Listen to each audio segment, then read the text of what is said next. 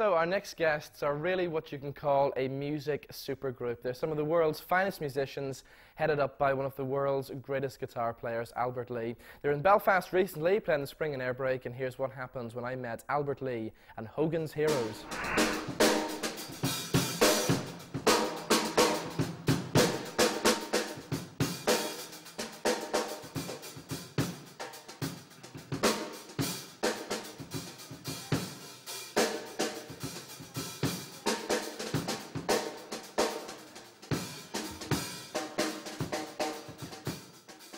Okay, so here we are in the Spring and Air Break in Belfast. I've been joined by Albert Lee and Hogans Heroes. Guys, welcome to Belfast, but of course you've been here many times before, haven't you? Oh, we have, yeah, over the years. I've been coming here 40 years. Yeah.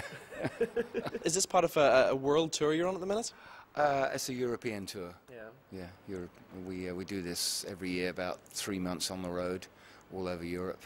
And, right. Do you always look forward to coming to Ireland? Oh, very much so, yeah, we love it here. Yeah, right. Yeah, this is our last gig tonight, unfortunately, but we'll be back again next year, I hope. Yeah. Let's talk a little bit about the background to Hogans Heroes. It was actually started by you, Jerry, wasn't it? Well, yes, I actually invited Albert to come and play at my Steel Guitar Festival in 1987, and we put a little set together for that, just an hour long, and Albert said, would it be possible to get any other dates apart from the festival, just to make it more worth his while to come over from the US. And so I managed to get about 2 weeks worth of work in Denmark and amazingly the former Yugoslavia, and a few dates in the UK. And then at the end of that, Albert said that he'd enjoyed it well enough to try, can we try some more? So we did. We've been doing it every year since.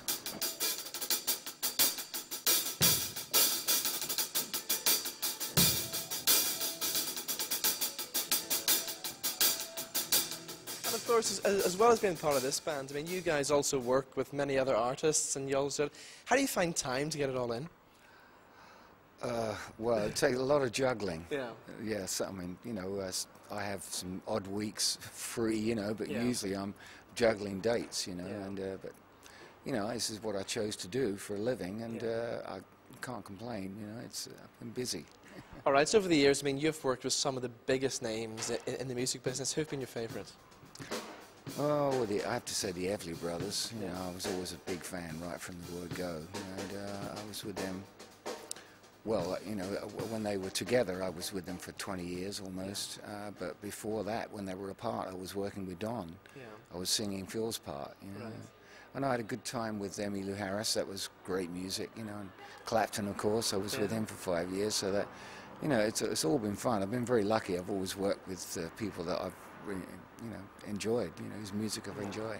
I've been nominated a number of times for my own stuff, but I had the good fortune to play on a track with Earl Scruggs and a lot of other well-known country and rock musicians, and we won a Grammy for that particular track. I was in Elkie Brooks's band, and she was pretty well known then. And after that, I was in a sort of classical rock band called Renaissance, who were. Well, they actually had, the only hit single they ever had was in Britain, but they did have some really big albums in the United States, so they were quite well known over there. I was with them. I was also with an American-based band called Night, although there was only one American in it, and they were sort of New Zealanders, South Africans, and I don't know if you know Chris Thompson from the Man from Man's Earth band, and Robbie McIntosh, who later was in the Pretenders, and Paul McCartney's band, but that was based mostly in the States.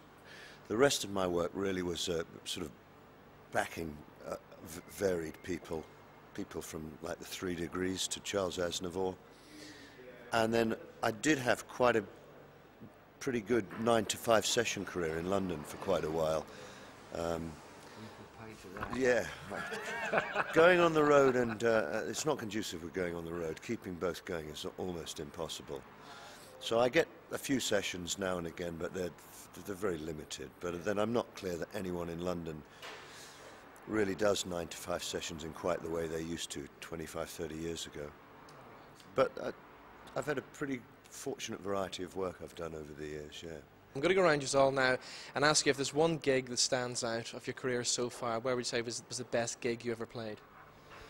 Well, for me, this band is it's a great band. When we're really going, it's a great band. But then we've got the greatest guitar player in the world, in my view. I would say Elkie Brooks's band was a pretty superb band as well. There were some really great musicians in that band. Albert, what about you? There must be loads and loads to choose from.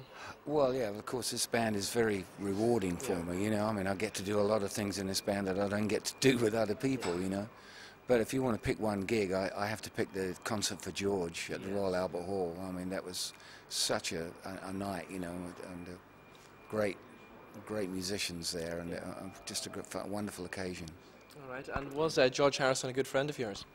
Well, I knew him. I can't say that we were close friends, you know. I wish I'd known him better, you know, but, you know, I loved his work, and I was very fortunate to be part of that concert, you know. All right, now you've been described as by your friend there by the greatest guitarist in the world, but who would your heroes be?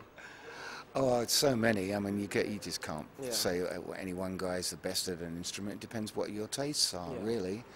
You know, my tastes go back to my early influences. You know, it was a country jazz player called Jimmy Bryant, who I loved, and he just a great player. You know.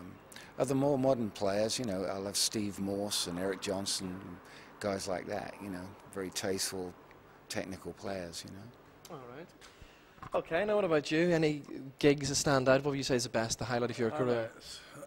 It's difficult. As Pete said, we've all had a fairly varied career, and I used to be in a rockabilly band called Matchbox, and we had a few hits, and I've been fortunate enough to work with a few of my heroes, like Lonnie Donegan. I got to produce his last studio album, which, you know, Albert played on and stuff like that.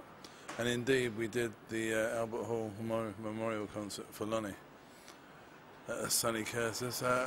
There's a few standout moments and a few silly moments, like being in the Eurovision Song Competition. Yeah.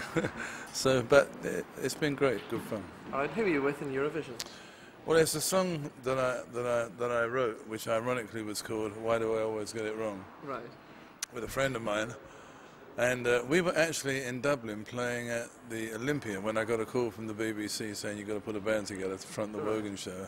And I said, why? I said, well, you're in the last 8 for the Song for Europe. And I had no idea I was in the competition. I didn't. And the truth is, if you'd have asked me to put a song in for Eurovision that year, it would have been the last song I would have given you. All right, yeah. I didn't hear it as Europe. But what do I know? Because we won with a landslide of votes. So all right. There you go. So, anyway, all good fun. All right. Jerry, what about standout highlights for you?